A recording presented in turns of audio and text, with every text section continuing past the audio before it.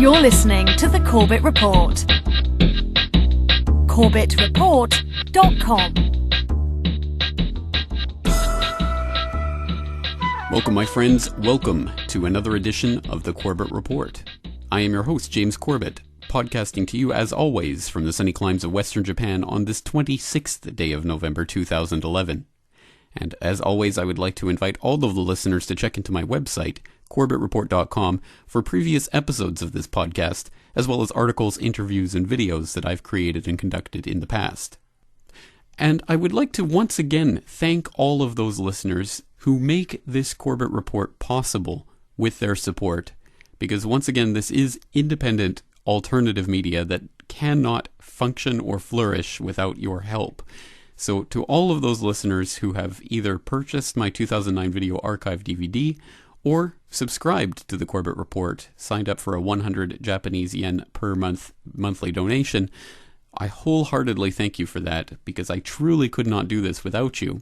And on that note, of course, I have been talking about ways to give back to subscribers and in recent weeks, and people who were subscribing would know that they were receiving a trial login to boilingfrogspost.com, which just ended this week. So that was one way of my attempting to give back to the listeners and the subscribers out there.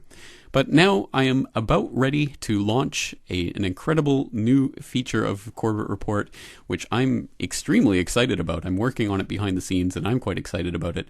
A monthly newsletter specifically for subscribers to the Corbett Report. If all goes according to plan, then next week, the first edition of the Corbett Report Subscriber, my brand new e-newsletter, will be going out to everyone who has ever signed up for a subscription for the Corbett Report. So anyone who is on that list should have already received an email from me at some point about the Boiling Frogs Post subscription. So once again, if you did not get that email, please let me know so that I can adjust my email list and settings to match. But you should have received that email. Well, now if you did, then you will be receiving that e-newsletter to that email address sometime this week. So please look forward to that. And it doesn't stop there. Not only will the subscribers get the e-newsletter, which will contain my own news analysis, it will contain the highlights of the Corbett Report work, it will contain an exclusive video only for subscribers. Only subscribers will have the link to watch this video. But now also, there will be a special offer for Corbett Report subscribers specifically for 50% off of my 2009 video archive DVD, and now my forthcoming data DVD. That's right, I'm very, very pleased to announce that I'm on the verge of releasing a new DVD, a data DVD, which will represent all of the videos, all of the articles, all of the interviews, and every single podcast episode created by myself from the course of 2007 to the end of 2009. So that 2.5-year period, all of those files, all of them will be available on one DVD. So if you have ever wanted a complete archive of the Corbett Report website, this is pretty much it. It won't function like a website. It won't look like the website. It will only be the files themselves. It will be a data DVD that you insert into your computer, and you can access the files through your computer. But it will be all there, everything that was produced in those 2.5 years. And so I'm in the process of putting this together, and I'm hoping that it will be available in the course of the week to launch at the same time as the e-newsletter. And so if everything comes together, it should hopefully launch on the 1st of December. We'll have to see how that comes together, but at any rate, I'm working on it right now, and I'm excited to announce that that will be coming out this week. And when it does come out, subscribers to the Corbett Report will have a special introductory offer until the end of December this year. That's December 31st, 2011. You will get a 50% discount just for being a Corbett Report subscriber. So I would like to announce that. That applies both to the 2009 video archive and to the data DVD until the end of December. And from that point on, from January 1st on, 2012 on, it will be a 25% discount for subscribers, and the link will be available in the e-newsletter itself. So once again, just my way of saying thank you to all the subscribers out there, and to encourage anyone who has been thinking about becoming a subscriber. Probably there has been no better time than now to do that. So if you can, if you have the ability to provide that 100 Japanese yen per month, I would truly appreciate it, and I will try my best to give something back to you that will make your investment in the Corbett Report worthwhile. And on that note, of course, most of you are listening right now because you want to hear the podcast, as do I. So let's get straight into today's episode. Our leadoff question is from the Honorable Ed Meese, the former Attorney General of the United States, who's representing the Heritage Foundation. At least 42 terrorist attacks aimed at the United States have been thwarted since 9/11. Tools like the Patriot Act have been instrumental in finding and stopping terrorists. Shouldn't we have a long-range extension of the investigative powers contained in that act so that our law enforcement officers can have the tools that they need? Welcome, my friends, to episode 210 of the Corbett Report, Hunting the Octopus. Now, as listeners to last week's episode of this podcast will remember, we were talking about the mysterious death of Danny Casolaro, the investigative journalist who was breaking the story of what he called the political scandal of the century, the Octopus, which was a political conspiracy that went into the very top echelons of the United States government and revolved around the case of InsLaw, Inc., a company that developed some software, prosecutor management information software that was used by the Department of Justice under contract and then stolen by the DOJ for their own purposes. And that was the story that Casolaro was investigating, and he started to uncover a web of deceit that went all the way, as I say, into the very top echelons of the United States government, and he ended up dying under mysterious circumstances in August of 1991, and all of the notes and all of the drafts for the book that he had been working on the case were missing after his alleged suicide. So that was the thread that we were looking at last week, and as I say, this is the second part of that story. So if you have not listened to episode 209 of this podcast yet, I highly recommend that you do so, because all of the information from that episode will be highly important for understanding the content of this episode. Now, I should explain the clip that you just listened to was a clip from the beginning of this week's Republican nominee presidential debate on CNN, which started with a question from Edwin Meese, who was identified on screen as coming from the Heritage Foundation, of course a right-wing think tank, and of course that is who he is affiliated with these days, but of course he would probably be more famous for being the 75th U.S. Attorney General. Yes, during the Reagan administration, he was the head of the Department of Justice, and in fact, the head of the Department of Justice just as the InsLaw, Inc. case, the scandal of the InsLaw, Inc. case and the Promis software was erupting. So that's information that will come in handy later in this episode, and as we start to investigate some of the characters involved in this octopus. Interesting to see that he's there literally opening this Republican presidential nominee debate with something that we all know, I think everyone who listens to this podcast knows to be complete bull excrement, saying that the Patriot Act has foiled 42 terrorist plots, which we all know means that the FBI basically set up a bunch of morons and imbeciles who could barely tie their own shoelaces to go and commit these terror attacks around the world, literally funding them and training them and providing them with all of the materials that they needed and literally paying their living expenses and probably tying their shoelaces for them in the morning as well. And case after case after case being dropped. There are far too many examples of that to go into right now, but of course that's the part that he left out conveniently from that very leading question. But at any rate, interesting to see Edwin Meese popping up in the Republican presidential nominees debates this week, and I thought that was, well, rather apropos of the entire topic that we're talking about.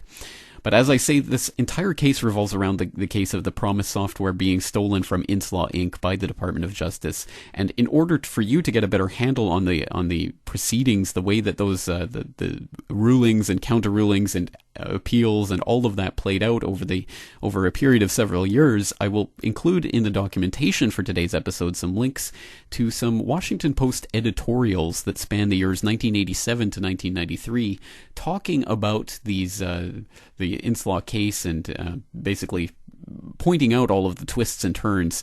And it's interesting to note that the very first one of those editorials in that collection that I'll include in the documentation section from 1987 is talking about the ruling that was handed down by U.S. bankruptcy judge George Basin in the case in 1987, in which he literally ruled that the Department of Justice, quote, took, converted, and stole, quote, by trickery, fraud, and deceit, the Promis software. You can't get much more blatant than that. So, of course, in that ruling, there was a hefty payment for damages that was awarded to InsLaw that was supposed to come from the Department of Justice. Of course, it was appealed, and on appeal and in the entire process, the Department of Justice so far has avoided having to pay that compensation, and amazingly enough, it's all still going on to this day, with InsLaw still trying to get some sort of reparation for what the judge in that case, again, ruled was literally a case of stolen property. The Department of Justice literally stole the property right from them. And so I will direct your attention to those Washington Post editorials, which I think do a good job of highlighting some of the twists and turns in that case. But as we left off at the end of last week's episode, we were looking into the strange death of Fred Alvarez, who was gunned down with two of his friends at the Cabazon Indian Reservation in Indio, California. And somehow this is related to the Octopus that Casillero was investigating, because, as we noted, one of the only things that survives from Casillero's notes was a folded note that was found in his shoe at the time of his death, folded up in his shoe, that indicated that one of the final chapters that he was working on for his forthcoming book on the Octopus somehow tied into the Alvarez connection and what was happening on the Cabazon Indian Reservation. And as we've just seen, of course, Alvarez was killed in cold blood in a cold case that was never solved, and that was where we left it. But of course, it's now coming to light who was involved in that and the players that were involved in that, so it's an extremely interesting part of this bigger puzzle. So in order to understand what the Cabazon Indian Reservation was doing and how it was involved in all of this, let's turn to another report from KESQ that talks about why Fred Alvarez was murdered. Tonight, News Channel 3 investigates. We have new information on the cold case investigation of a 1981 Rancho Mirage triple murder. News Channel 3 has learned 3 local Indian tribes are part of the investigation into these murders. News Channel 3's Nathan Baca joins us tonight with a look at what these 3 tribes are suspected of doing. Nathan. Tamara and John, the 3 tribes under investigation are the Cabazons, the Santa Rosa, and the Torres Martinez. They are suspected of setting up secret experimental weapons testing deals in the 1980s. 3 people who knew too much were murdered execution style in 1981. Riverside County cold case detectives believe the documents you are about to see are what they died for. New documents reveal how local Indian tribes were involved in bringing large caliber weapons testing to the Coachella Valley. Riverside County Sheriff's Department cold case detectives are looking into whether a former Cabazon Indian vice chairman was murdered in 1981 with 2 other people in this home to keep these weapons deals secret. An experimental electromagnetic weapon called a railgun was on the testing list. Documents show a 1980s business partnership between the Cabazon Band of Mission Indians and security contractor Wackenhut to form Cabazon Arms. This is Santa Rosa Mountain, near Highway 74, where the secret weapons testing was meant to take place. Newly uncovered documents show the Santa Rosa Band of Indians was working with the Cabazon Indians. They plan to build the experimental weapons in the mountains south of Pinyon Pines. To find out more about railguns, we talked to UC Riverside physics professor Dr. Harry Tom. A railgun is an electric-operated gun. It uses only a battery, and you send electricity through the projectile itself, and you make it propel. This recent video from U.S. Navy weapons testing shows how gunpowder isn't needed to hurl a giant bullet at supersonic speeds. It is the future of artillery, but it's so hard to perfect, it's been tested for 30 years. We asked the Santa Rosa Band of Indians if pursuing weapons testing requiring enormous amounts of electricity and environmental dangers fits in with its promise to protect the natural resources of sovereign tribal land. The tribe has not responded. Additional documents show the Torres Martinez tribe granted Cabazon Arms Company the right to test large-scale weapons on 30,000 acres near the Salton Sea. Torres Martinez tribal leadership have also not responded to our questions. Considering the Indian tribes have moved on with their large casinos, experimental weapons testing deals 28 years ago may not seem to matter anymore. But 3 people were murdered 28 years ago in Rancho Mirage. They left behind family members that search for their killers to this day. Many of the small-scale weapons testing were later used for the Nicaraguan Contra guerrillas that became the focus of the Iran-Contra scandal in the 1980s. Wackenhut Corporation withdrew from doing business locally for a while, but it is back, now winning the contract for jail security in Desert Hot Springs. Approval of professional services agreement with Wackenhut for jail security services for the police department. This is quite frankly right up Wackenhut's alley. All those in favor? Aye. Opposed? Motion carries 5-0. The crimes of decades past are being investigated once again by local detectives, looking into whether 3 people died to bury the secrets, now finally coming to light. So, we have the murder of Alvarez and his friends being part of an attempt to silence the blowing of the whistle about this attempt to develop secretive weapons on the Cabazon Tribal Reserve in Indio, California, with a deal with a defense contractor who is Wackenhut, who is going to develop some sort of secret advanced weaponry. What a bizarre story, and made all the more bizarre when you start to look into who Wackenhut is and what interests it really represents. And in order to do that, I will highly recommend an article from Spy Magazine from September 1992 that looked into Wackenhut and what it really is. And the Spy Magazine article is sub-headlined, "By 1966, Wackenhut could confidently state that it had secret files on 4 million Americans." And we'll read from a section of that article entitled "Wackenhut has been involved with the CIA," ex-analyst says, on a quid pro quo. Quote, "We met George Wackenhut in his swanky Muy Macho offices in Coral Gables. The rooms are paneled in a dark rich rosewood accented with gray-blue stone. The main office is dominated by Wackenhut's 12-foot-long desk and a pair of chairs shaped like elephants, Republican chairs, he calls them, complete with real tusks, which, the old man says with some amusement, tend to stick his visitors. The highlight of the usual collection of pictures and awards is the Republican presidential exhibit, an autographed photo of Wackenhut shaking hands with George Bush, whom Wackenhut, according to a former associate, used to call that pinko, as well as framed photos of Presidents Reagan, Nixon, and Bush, each accompanied by a handwritten note. The chairman looks every inch the comfortable Florida septuagenarian.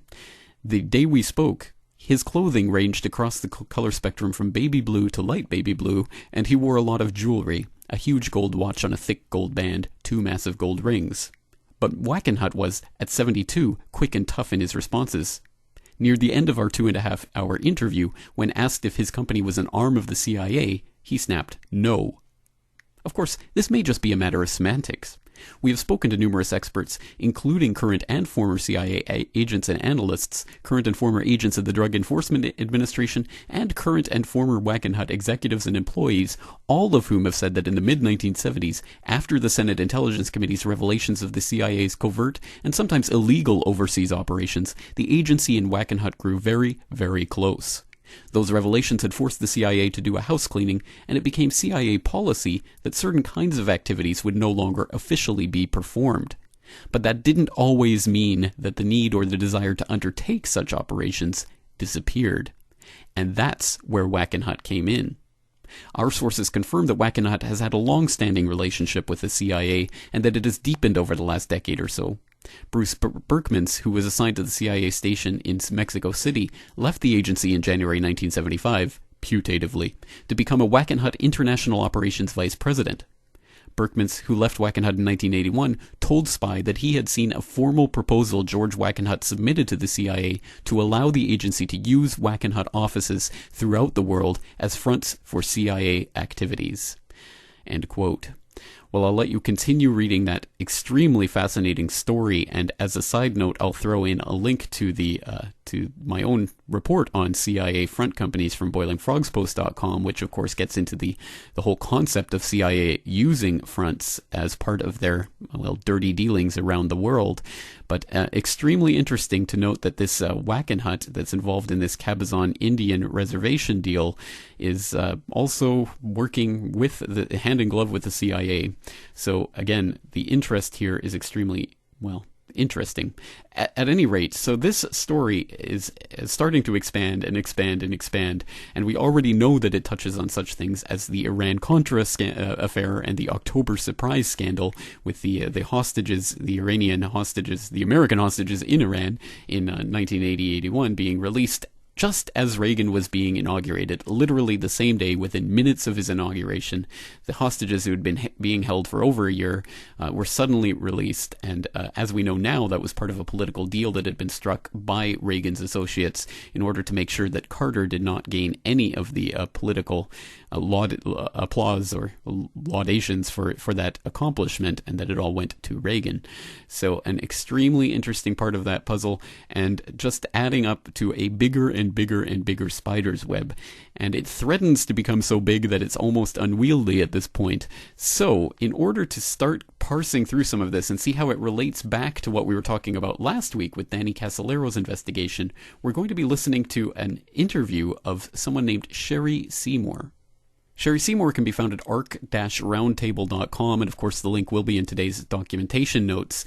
And in 2010, she wrote a book about the entire Danny Casalero Octopus Promis affair called The Last Circle, that represents 18 years of investigative research into the topic.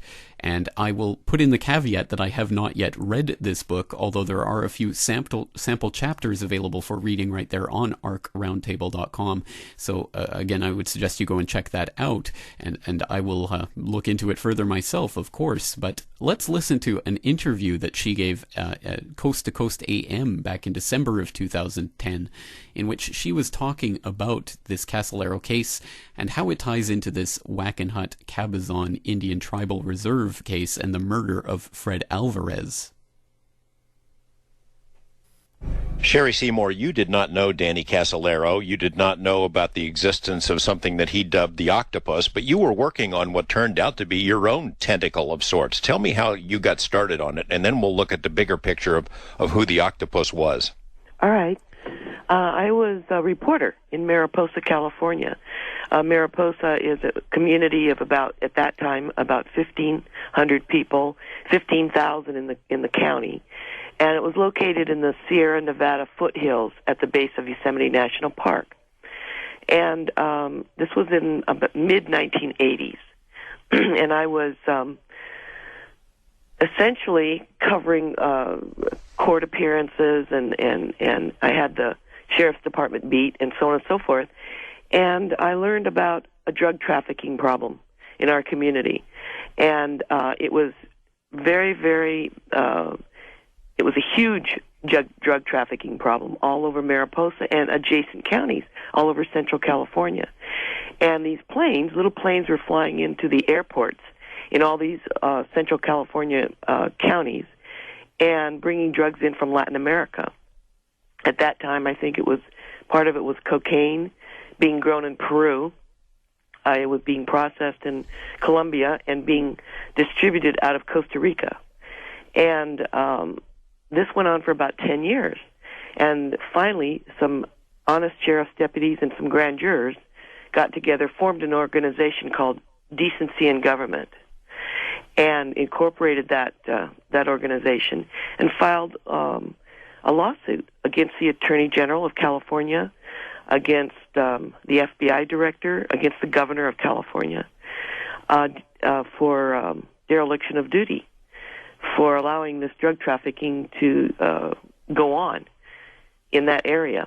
It's not just dereliction, right? You came to believe that there were active lawmen who were directly involved in this. There were deputies that were deeply involved, absolutely. In fact, they were working an Indian reservation in Mariposa, in which the Indians were practically slave labor, growing marijuana, and they were bringing in Mexican nationals to cook meth on this reservation. So it was, according to the information that I had from the Indians, they were being forced to do this by some sheriff's deputies. So when this lawsuit was filed, there was a lot of media attention and so on and so forth. And I then traced it to an organization in Fresno called The Company. which was comprised of about 300 former military personnel and law enforcement officers. And they were importing billions of dollars of narcotics from Latin America. And they owned ships and airplanes, and they were doing mercenary operations and gun running. This was published in the San Francisco Chronicle. This was in 82, 83. So I traced it that far. Ultimately, when this Decency in Government group had a meeting with their lawyer, Ben Wagner, he presented a 700-page report on corruption and drug trafficking in a nearby county, Tulare County. And I got a hold of that report, and it had been written by a former FBI agent, former senior agent in charge of the FBI office in Los Angeles. And I contacted him and made an appointment to meet with him at his home in Manhattan Beach. And when I arrived at his home, this was on November the 30th of 1991, and I asked him, I said, why, if we can manage to win 2 world wars, and we could put a man on the moon, and we can, we're so capable of doing so many things, why can't we stop truck and trailer loads of drugs coming into this country? What is going on here? And he handed me an armload of documents and material relating to Danny Casolaro's investigation. Danny had died just 3 months earlier, in August of 91. And this was 3 months later in November. And I took those documents home, and I jumped onto his trail. I decided to pursue his investigation. And the following morning, on December the 1st of 1991, I received a call from one of this FBI sources, who then proceeded to give me the names of all of the people in the company in Fresno and their connections to Mariposa and all the adjacent counties. And he said, he proceeded to talk about the Cabazon Indian Reservation and Wackenhut, the joint venture between the Cabazon Indians and the Wackenhut Corporation on the Indian Reservation to develop esoteric weapons, also biological warfare, and so on and so forth. And this man had been the same source that Danny Casolaro had.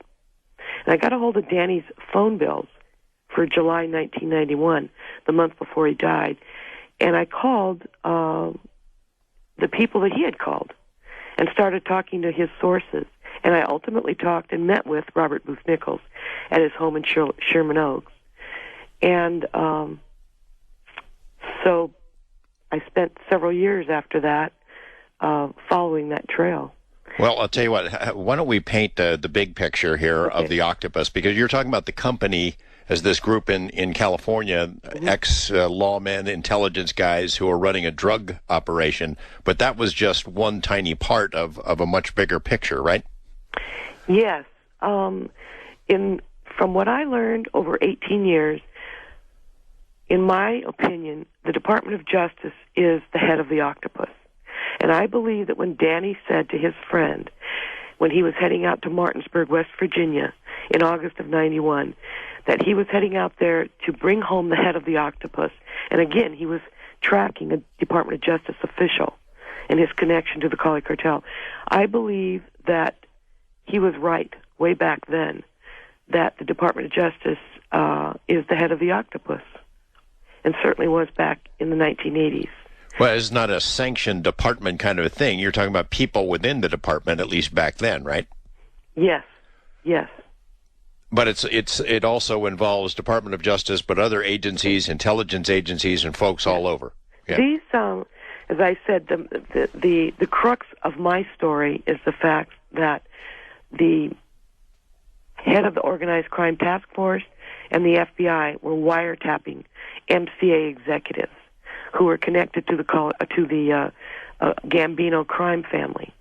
And when they were shut down by the Department of Justice, they, unknown to the DOJ, all three of these honorable investigators secretly and individually provided the wiretaps to an investigator for the House Judiciary Committee. and they were stored in the National Archives. So they existed, and ultimately I was able to get copies of those. Now, one interesting aspect, the Department of Justice did an investigation of the InsLaw allegations that their software, Promis software, was stolen. But they also did an investigation of the death of Danny Casolaro. And in September of '94, the Department of Justice released a 187-page report on InsLaw's allegations, 62 pages of which were exclusively devoted to the death of Danny Casolaro. Now we're going to take the tentacle into Indio, California. I'm going to tell you that story. Okay. During forensic testing, the West Virginia State Police Crime Laboratory found a folded piece of paper inside Danny Casolaro's left shoe. And the shoe had been found in room 517 where he died, next to the bed. And the writing was confirmed to be Danny Casolaro's. And I want to stress that his documents and briefcase were missing from that room.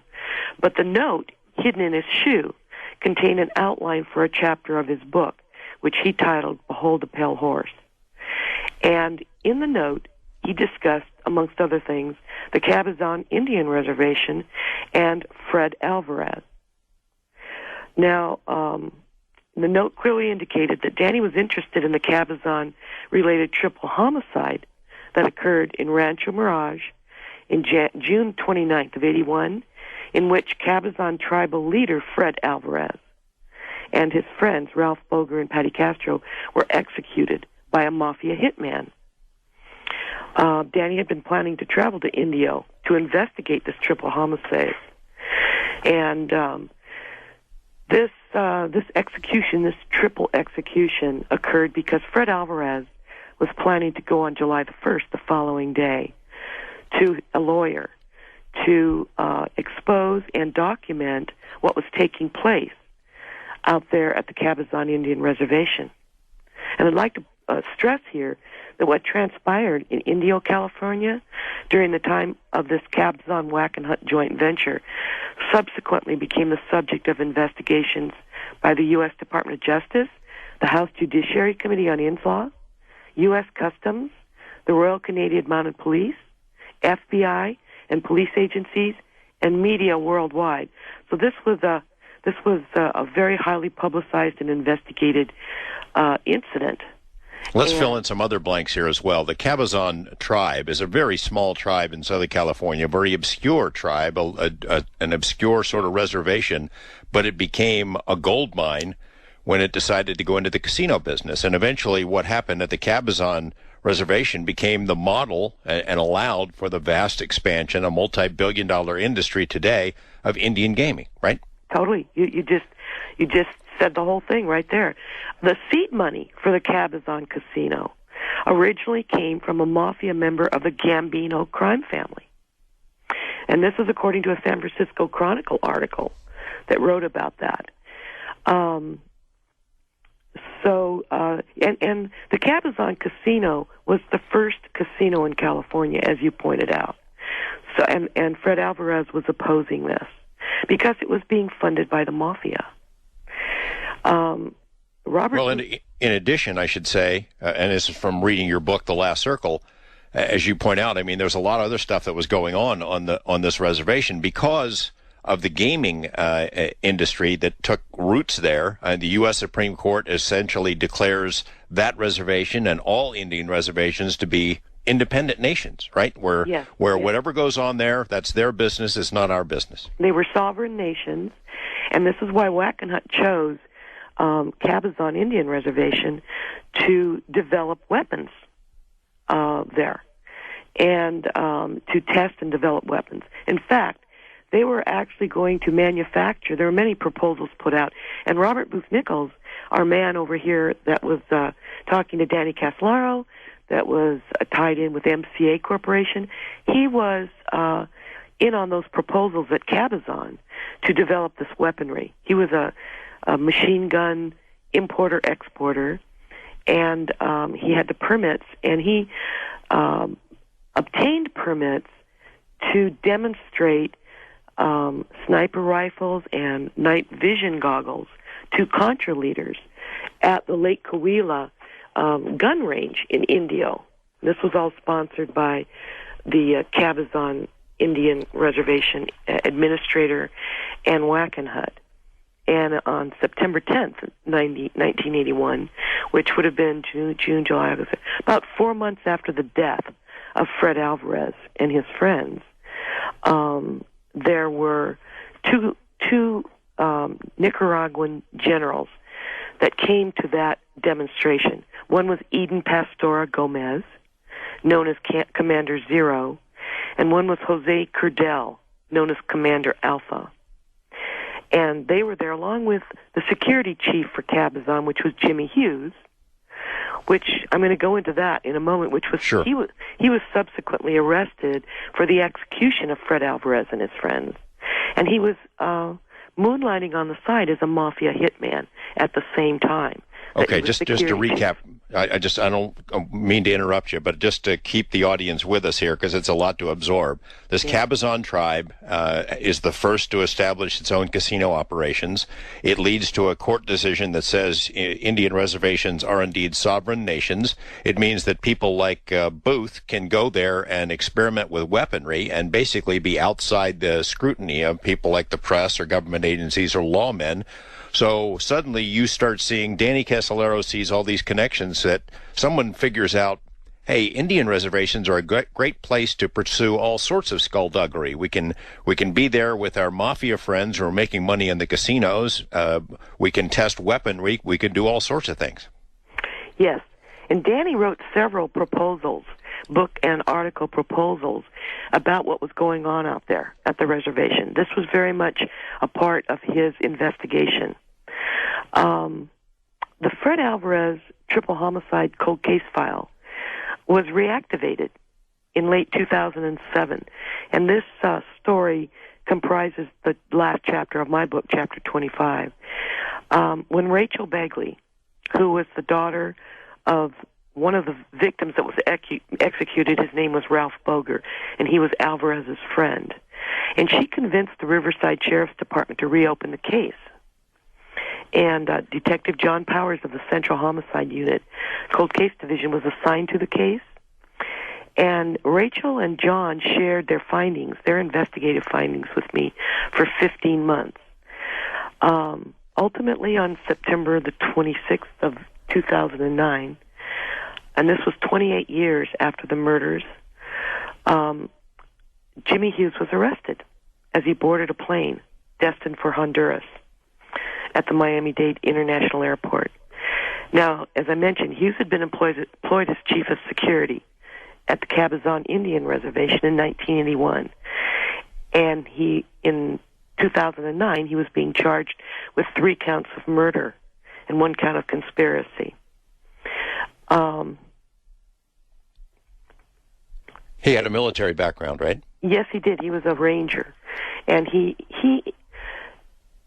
had, after the execution of Fred Alvarez and his friends, Jimmy had fled the United States, and he went to Guatemala, and then he went to Honduras, where he set up Jimmy Hughes Ministries. And he was sponsored by FGBMFI, which was Full Gospel Businessmen's Fellowship International, to set up this ministry. And this is what he did. And when he was actually coming in for a meeting, FGBMFI meeting in the United States in Miami, when he was picked up and arrested in 2009. And in going back into Jimmy's background, I found that Patrick Healy, a TV reporter for NBC News, had interviewed Jimmy back in 1985 before he left and went to Honduras. And in the news clip, which you can see on the internet to this day, you can watch Jimmy speak back in 85, he said that the Alvarez homicide was, quote, an ordered assassination, and that the hit was an authorized, backed government covert action. These are his own words on an NBC news clip, talking to a reporter in 1985. He ultimately published his story an FGBMFI website, and it was titled "A Hitman with a New Mission." And he talks quite extensively about his hitch in the military, how he became a professional hitman for the mafia, and how he collected money and murdered several people, and even murdered. He would have a contract to murder one person, but he would murder everybody in the room. Did he say who authorized this one, the Cabazon, the triple murder at the Cabazon? He said it was the mafia. Well, that's not an official sanctioning, is it? I guess. Well, I guess if you work for the mafia, it's an official sanctioning. That's what he says. Now, he, in Honduras and El Salvador, he gave lengthy interviews to newspapers when he was living in Honduras, in which he talks about these murders. And he, again, stated and I got copies of those newspaper articles and translated them into English. Rachel Begley actually dug that up for me. Well, let's hold that name for a moment. We still need to get into who comprised the Octopus, who was at the top of this organization. Some of the names would become very familiar to most of the American public. We continue our conversation with Sher Seymour, author of The Last Circle, right after this on Coast to Coast AM. Investigative journalist Sher Seymour is my guest. She's written this book, The Last Circle, an excellent and fascinating account of what led to the death of Danny Casolaro, his investigation of a group known as the Octopus. Sherry, tell me this. I don't get the impression that the Octopus had monthly conventions or that they all got together for barbecues. Who were these people? How did it form, and when did it form? Let's go back to 1980s. Most of this all occurred starting with about 1981. Everything, I don't trace anything back any further than that as far as my investigation, or Danny's. There was a book written by Dan Moldea. I believe it was published in 1986, and it was called Dark Victory. Yeah, I know Dan Moldea. He's a great reporter. He's the one that put me in touch with the FBI and the lawyers, the prosecutors in Los Angeles, and got them to talk to me about the wiretaps. In any case, he wrote the book called Dark Victory, Ronald Reagan, MCA, and the Mob. And in that 1986 book, MCA is called the Octopus in that particular book. I do not doubt for a minute that Danny Casolaro read that book. That may be where he obtained the name the Octopus. But again, the title, Ronald Reagan, MCA, and the Mob, pretty much tells you everything you need to know as far as the Octopus. There were people within the Department of Justice at the time that this FBI, this is really a real scandal in my opinion. The fact that the mob was ordering the Department of Justice to shut down an FBI investigation, and this was captured on wiretaps. So the fact that this was occurring, there were people within the Department of Justice under Edwin Meese who spoke with Marvin Rudnick, who was a prosecutor in Los Angeles, who was investigating MCA and its mob connections, and he was told by a man named David Margolis to shut down the investigation, and he didn't, and he was fired. A year later, Richard Stavin, who was another prosecutor who had been in charge of the FBI wiretaps, these were two separate investigations of mob infiltration of MCA by two different prosecutors. The FBI investigation wiretap, the man who supervised that was Richard Stavin. A year later, he walked into Margolis' office and he quit. And he said, and they both lost, these were prestigious prosecutors who gave up their careers because of this, because of the fact that this investigation was shut down. So we have David Margolis back in the 80s, who is apparently involved in passing the word to these prosecutors to shut down the investigation. I'd like to add that David Margolis today is the number 2 man under Eric Holder. David Margolis is in my book. He was the Deputy Assistant Attorney General from 1990 to 1993. He was the senior official, organized crime section in the criminal division of the Department of Justice from 1976 to 1990. And as I said, much of what occurred in my book started in 1981. So Margolis told a publication, the Legal Times, that he was the Department of Justice's cleaner. He said, quote, "I clean up messes." And I believe that he was very correct about that. So Eric Holder is currently the Attorney General of the United States, but his number two man is David Margolis. You mentioned Ed Meese. Do you think that he was part of the Octopus, or he was just unaware of what was going on? Oh, yes. Okay.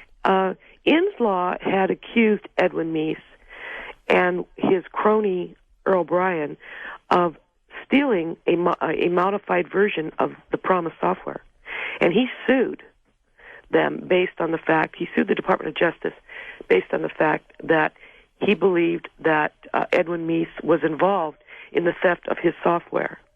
And two federal courts and the House Judiciary Committee on InsLaw concluded that the Department of Justice acted willfully and fraudulently, and that it took, converted, and stole InsLaw's enhanced Promis software by trickery, fraud, and deceit. Now, we're going to jump back to the MCA investigation, which would have been overseen by Edwin Meese at that time. And we have other people involved at the Department of Justice. It was really under a lot of pressure at that time. Iran-Contra had erupted. Ultimately, they had a wholesale exodus from the Department of Justice. William Weld and four top aides resigned from the Department of Justice. They wanted Edwin Meese to resign. And they went to Howard Baker's home at 7 a.m.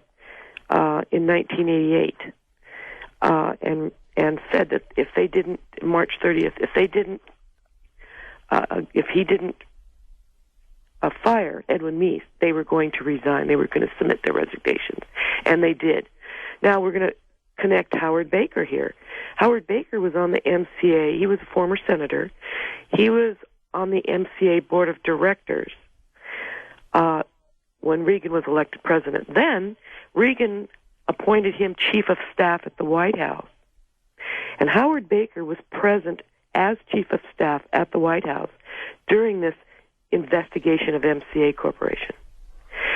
After the FBI wiretaps were shut down, Howard Baker resigned as chief of staff and went back to the board of directors of MCA Corporation. So you can see this was all like a circle.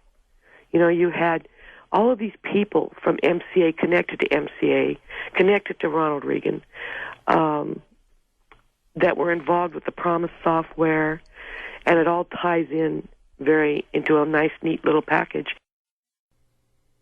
Again, that is an incredible amount of information to take in, so I would suggest not only that you re-listen to that particular excerpt from that conversation, but that, of course, you follow the link to go and listen to the entire conversation, and, of course, follow the link to go and research more into Sher Seymour herself and read her book. But I think that at least gives us a bit of an overview of the octopus that Casolaro was working on, and the various characters involved in it, and how its tentacles really did spread all over various mysteries of the 1980s and into many political intrigues. And I would love to be able to wrap this episode up with a nice pink bow and put it into some sort of conclusion that makes everything come together and make sense. But unfortunately, I'm actually going to do the opposite. I'm going to explode this outward and continue to increase the confusion and the amount of information contained in this web, because unfortunately, what we've been looking at in terms of the octopus is only one side of it. The InsLaw case is just another side of it. The other side of it is also what happened to the Promis software itself, which, of course, as we've alluded to, was, at least as claimed by Michael Riconosciuto, was reprogrammed by himself at the behest of the CIA in order to become an enhanced version of the Promis software that would have a secret backdoor. And it was that enhanced version with the backdoor that was sold to various intelligence agencies around the world via the DOJ through probably the CIA in order to propagate this software around the world and have backdoors into all of these various intelligence agencies. And from there, the story only gets even more amazing. So I'm going to put in some links to various sources on this story, which of course is just so broad and so vast that we can't really get into all of the aspects of it today. So I'm going to just have to exhort you to start doing your own research along this path to start to see where the Promis software ended up. And I almost slipped and said P-Tech, because of course that was what we referenced in previous episodes of this podcast, that the Promis software eventually became what was the P-Tech software that Indira Singh was working on cracking that case, and we've listened to that episode 45, of course, in which we mentioned that, and that transcript of episode 45 has recently been made available on the articles tab of CorbettReport.com, so I will once again direct your attention to that to follow that particular lead. But that's not the only way in which Promis has, well, at least been said to have accounted for a much, much greater technological scheme than what was previously held to be true. And as part of that, I'm going to throw in this audio clip from a video, the provenance of which I truly do not know. Where does this come from? Who is narrating? In what context? Where does the information in this clip come from? I'm not sure. And this is why I'm not putting this forward as the honest 100% truth. I don't know this information to be true, but it does present a lot of interesting linkages and things which I think can be, at least we can start to verify whether this information is true and try to look for the sources behind it. And you'll notice when, for example, when I put out a podcast episode, I'll put sources to all of the things that I state in the episode. But when this kind of mystery video appears online, it often appears with no description and no documentation whatsoever. So who's to say exactly where this information is coming from? But at any rate, it does provide some interesting linkages, and it does represent, I think, the cut and the thrust of what a lot of people have been writing about Promis software for a long time. So I'll present you with this audio and take it for what it's worth, and of course be wary of all of the claims made therein, and please recognize when this story is becoming speculative and when it is talking about matters of fact that can be verified. But at any rate, let's listen to this talk about the CIA and the development of the Promis software. Promis software is a revolutionary computer program developed in the 1970s by a former NSA programmer and engineer, Bill Hamilton. In terms of computer programs, it represents the universal translator of Star Trek. Promis stands for Prosecutor's Management Information System. It's able to read and integrate any number of different computer programs or databases simultaneously, regardless of language or operating system. According to Bill Hamilton, the inventor, Edwin Meese, Reagan's Attorney General, along with Dr. Earl Bryan and others, stole the amazing software, modified it, installing a trapdoor into that would allow those who knew of it to access the program and other computers, and then sold the software overseas to foreign intelligence agencies. Bill Hamilton knew his software had been stolen when requests for tech support came in from people he hadn't sold it to. The Israeli Mossad, under Rafi Eitan, again modified the software and sold it throughout the Middle East using British publishing magnate Robert Maxwell as a cutout. The revolutionary software allowed almost anyone with the trapdoor code to enter every database in every computer in every language at will, simultaneously. This ability represents perfect information gathering, technology that is undetectable, the ultimate prize of every intelligence agency in the world. The CIA, through GE Aerospace in Herndon, Virginia, GAO contract number 82F624620. The FBI and the NSA modified the backdoor, but more importantly had enhanced the ultimate program with artificial intelligence, or AI.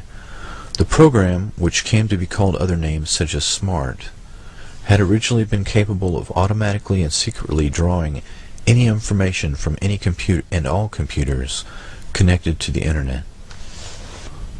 The contractor that added the artificial intelligence component, GE Aerospace, was purchased by Martin Marietta, which merged with Lockheed Martin, the largest defense and aerospace contractor in the world.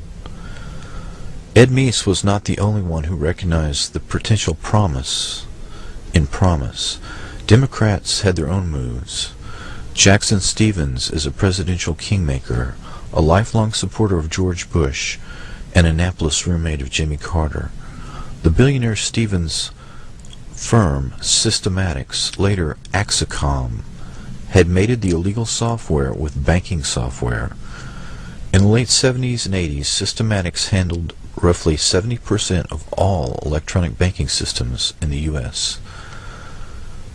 Stevens teamed with Wortham Bank, Lippo Group, and BCCI, the Drug Intelligence Bank, to penetrate every banking system in the world. Promis software could be used to influence and predict financial markets worldwide.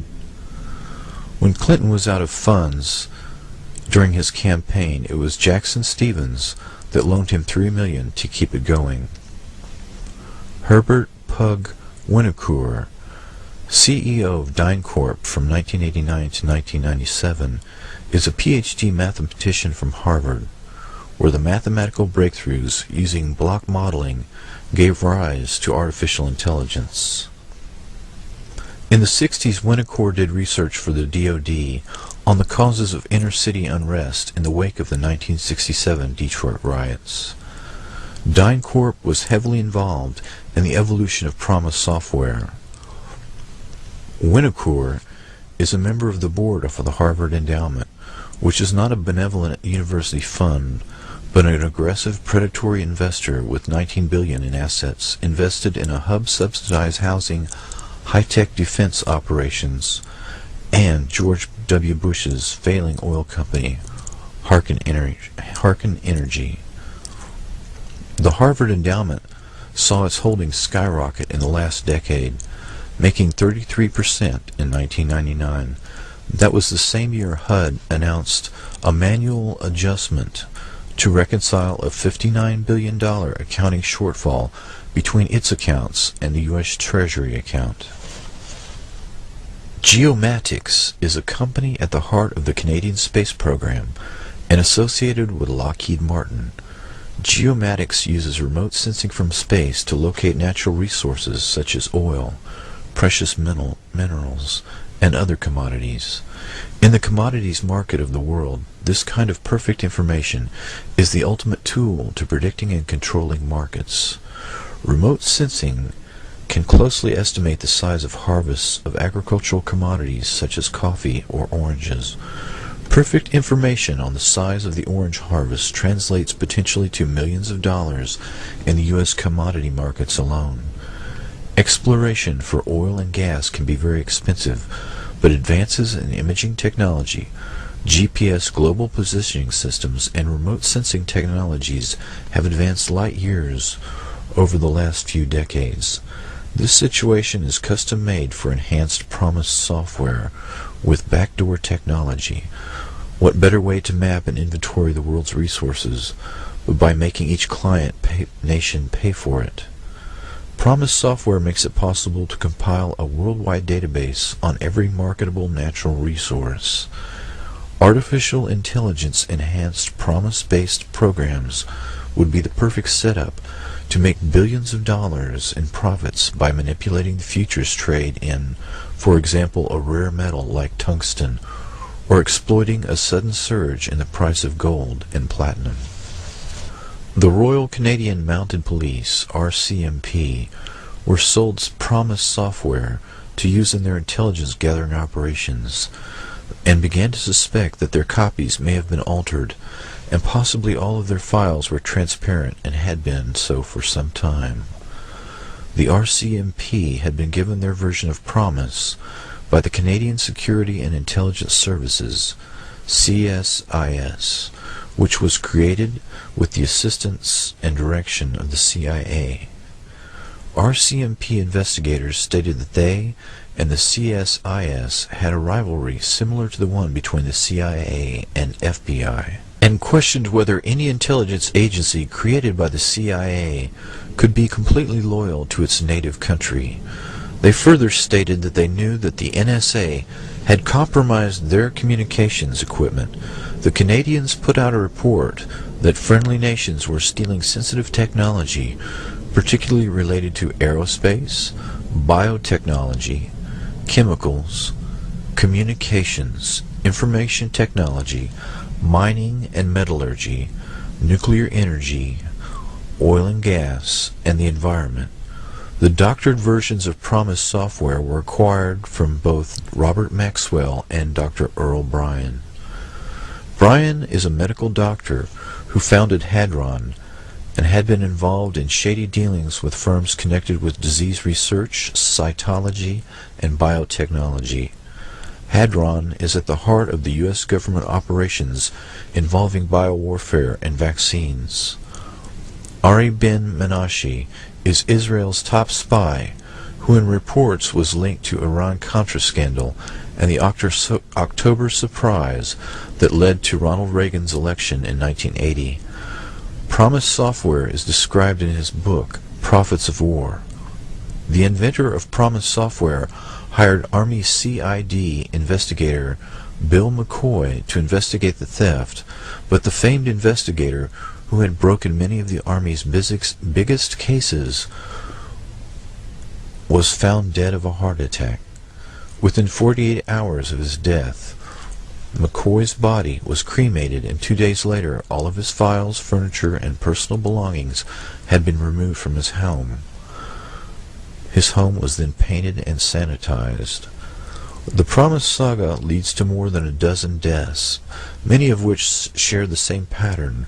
Within 48 hours of death, the body is cremated, residences are sanitized, and all records disappear. From Rupert Murdoch.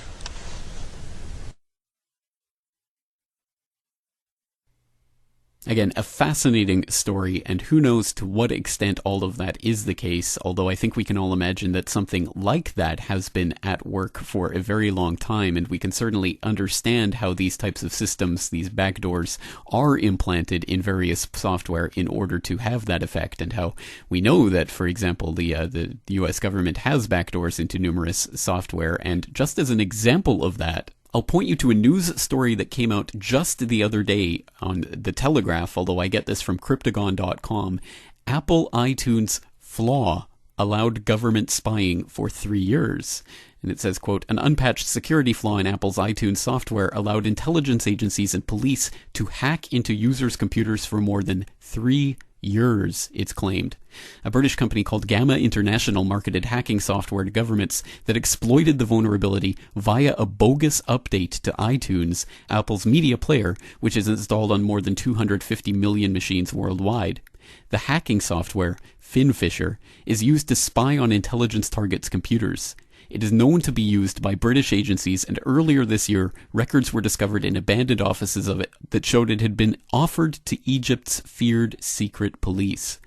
Apple was informed about the relevant flaw in iTunes in 2008, according to Brian Krebs, a security writer, but did not patch the software until earlier this month, a delay of more than 3 years. End quote.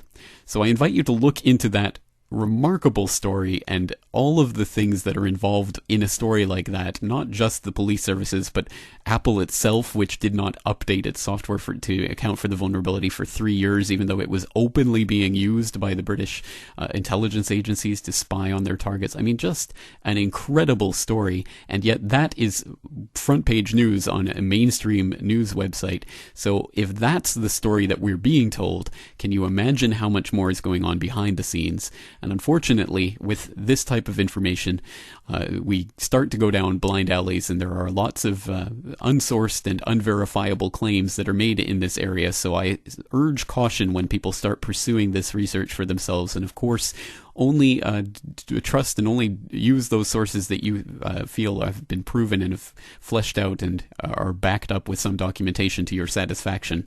But at any rate, as I say, unfortunately, there's no way to tie all of this octopus up up in a neat little bow. All I can say is that a lot of this information is out there, and much, much, much, much more than we can possibly get into today. So on that note, I'm going to leave you to continue hunting the octopus on your own, and of course I want to hear about your research through the contact form on CorbettReport.com or by calling in to Corbett Report Radio. And on that note, we're going to leave it for this week with me once again reminding you that this week, hopefully in the coming week, the e-newsletter, the very first edition of the Corbett Report Subscriber, will be going out to all subscribers of the Corbett Report. And of course, if you want to get involved in that, if you want to be part of that, please consider subscribing to CorbettReport.com at CorbettReport.com/subscribe. I am your host, James Corbett, thanking you for joining me and asking you to join me again next week for another edition of the Corbett Report.